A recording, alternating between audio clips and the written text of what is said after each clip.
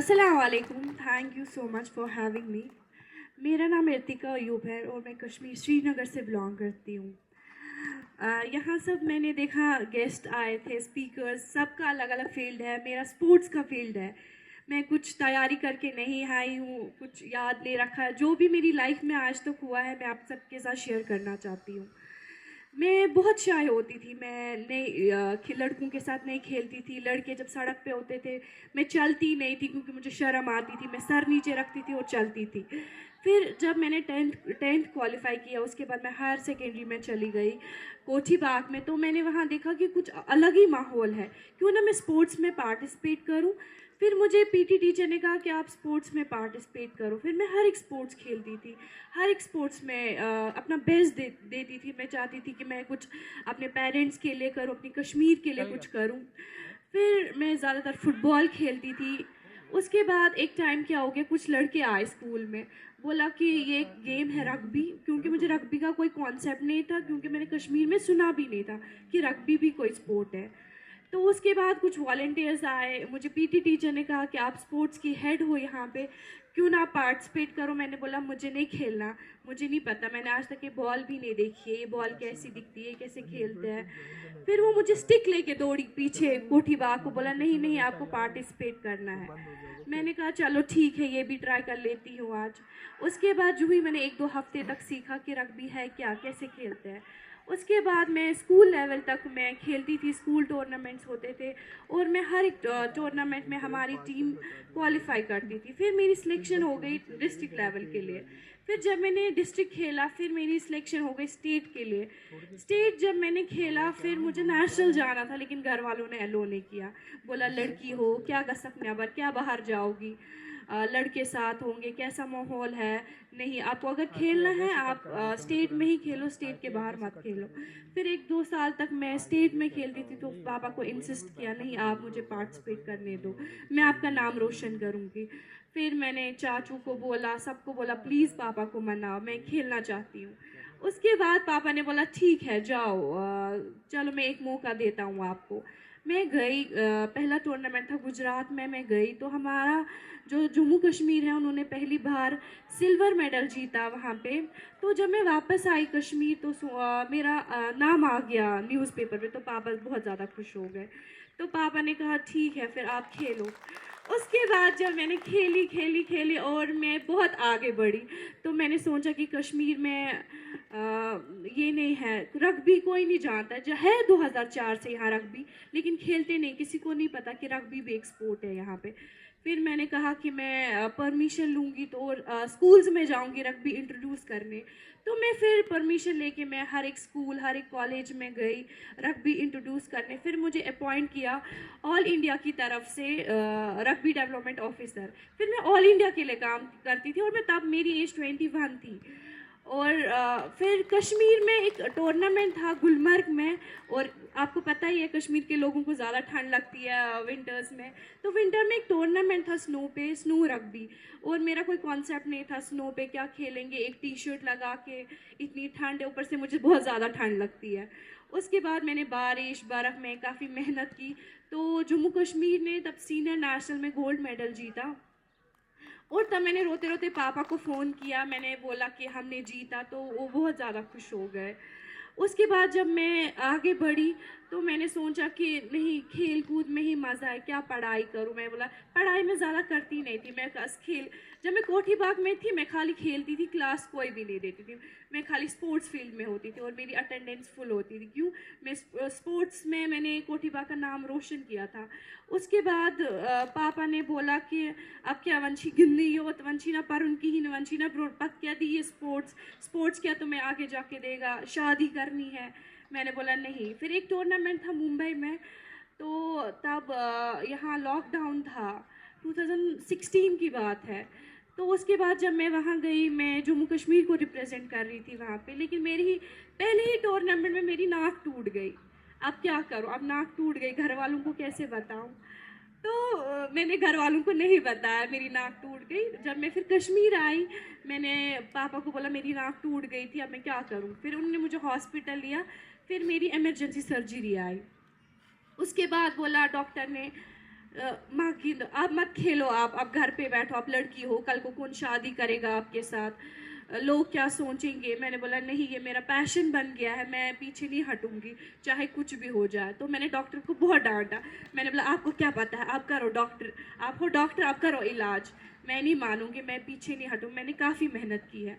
अब मैं खेल कूद में मस्त थी, लड़कों को भी सिखाती थी, लड़कियों को भी सिखाती थी। फिर क्या हो गया, मुझे नहीं पता था लाइफ में स्ट्रगल भी करना है, लाइफ में स्ट्रगल भी होता है।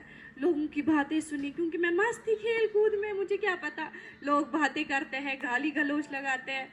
तो फिर क्या हो गया, जब मैं आगे आगे बढ़ी, इंटरनेशनल लेवल तक पहुंची, तो जो मेरे टीममेट्स थे ना, मैं उनके बाद आई थी, वो बोल रहे थे कि ये क्यों आगे बढ़ी, हम जो इससे पहले है 10 साल पहले आए ये रग्बी में, परसों ही परसों आई और इतनी फेमस बन गए, इसके आर्टिकल्स इंटरनेशनल लेवल तक आ गए। उन्होंने क्या किया, वो मेरे से बात करनी उन्होंने छोड़, क्योंकि जब तक मैं टीम में नहीं होती थी वो नहीं खेलते थे, उनको मैच चाहिए। वो पापा को फ़ोन किया, हमारा आज टूर्नामेंट है, इसको छोड़ो। पापा बोलते थे ठीक है।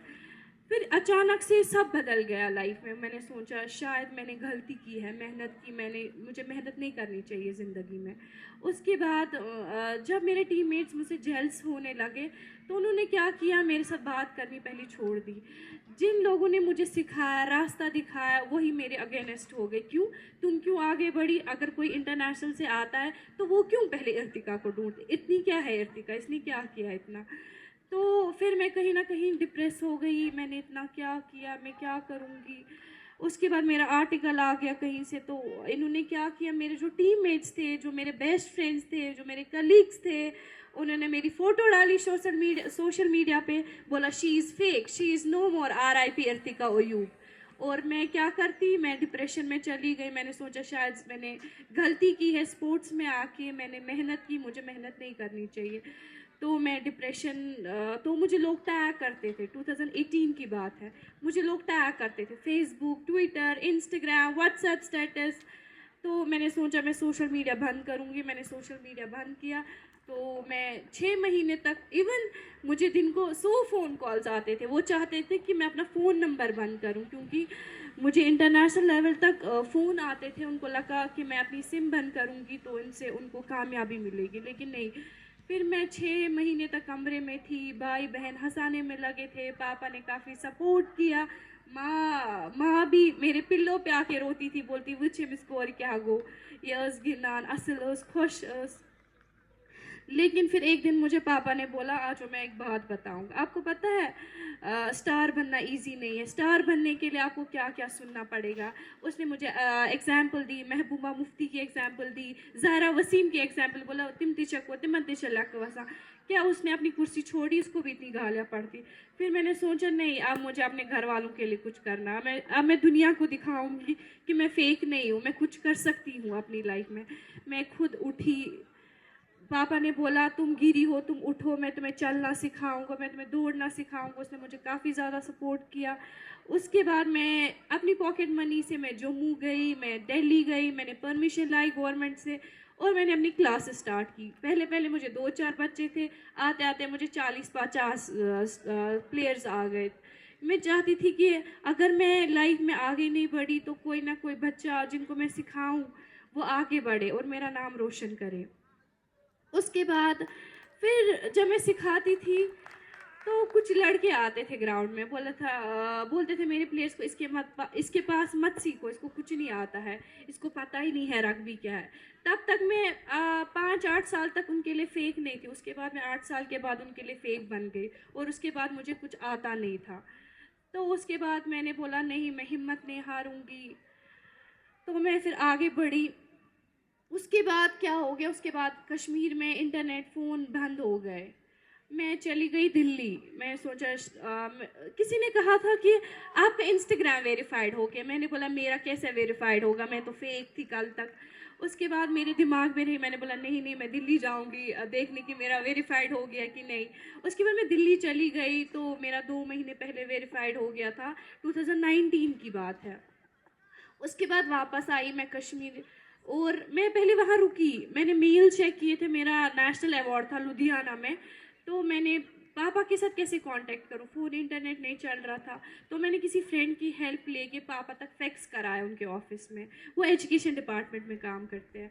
उसके बाद मेरे पापा श्रीनगर से निकल चुके थे और मेरा कोई कांटेक्ट नहीं था। वो मुझे लेने अमृतसर एयरपोर्ट आए, तो फिर हमने वहाँ इवेंट अटेंड किया लुधियाना में, फिर हम वापस कश्मीर आ गए। उसके बाद मैं यहाँ प्रैक्टिस करती थी।